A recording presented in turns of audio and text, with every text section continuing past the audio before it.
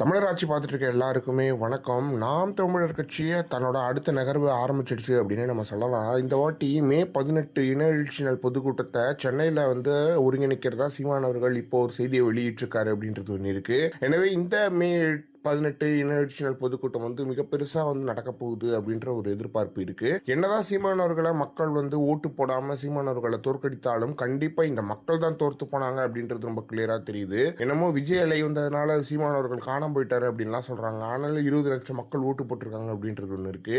அந்த 20 லட்சம் மக்களுக்கும் சேர்த்து மொத்த தமிழ்நாட்டுக்கும் சீமானவர்கள் போராட்டம் நடத்துவாரு அப்படின்றது ஒண்ணு இருக்கு. என்ன மாற்றம் நிகழப்போகுது? ஒரு மாற்றமும் நிகழ போறது கிடையாது. திமுகவுக்கு மாற்று தாவேக கிடையாது. என்னைக்குமே நாம் தமிழர் தான். திராவிடத்துக்கு மாற்று தமிழ் தேசியம் தான். அடிப்படை அரசியல் மாற்றம் தான் தவிர்த்து மாற்றம் விஜய் என்ன பண்ண போறாரு அப்படின்றது தெரியல. இன்னுமே ஆட்சி அமைக்க முடியாம திணறிட்டு இருக்காரு அப்படின்றதும் ஒண்ணு இருக்கு. எனவே மொத்தத்துல சீமானவர்கள் இந்த மே 18 நாள் இணையழ்ச்சி நாள் பொதுக்கூட்டத்தை நடத்துறது மிக முக்கியமா இருக்கு. ஒரு தலைவன் சுயநலமற்று இருக்கலாம், ஆனா ஒரு கட்சியை சுயநலமற்று இருக்கிறது மிகப்பெரிய ஒரு ஆச்சரியம் தான் அப்படின்னு நம்ம சொல்லலாம். என்ன அப்படின்னு பாத்தீங்கன்னா ஒரு கட்சியில் இருக்கிற அனைவருமே சொல்லலாம். தம்பிகள் ஒருத்தர் நீங்க கையில் எடுத்து பாத்தீங்கன்னா அவங்களாம் பரவாயில்ல, மக்கள் தோற்கடிச்சா மக்களுக்காக நாங்க உழைப்போம், மக்களுக்காக நாங்க போராடுவோம்னு சொல்லிட்டு அந்த போராட்ட காலத்துல இறங்கி மக்களுக்காக போராடிட்டு வந்துட்டு இருக்காங்க.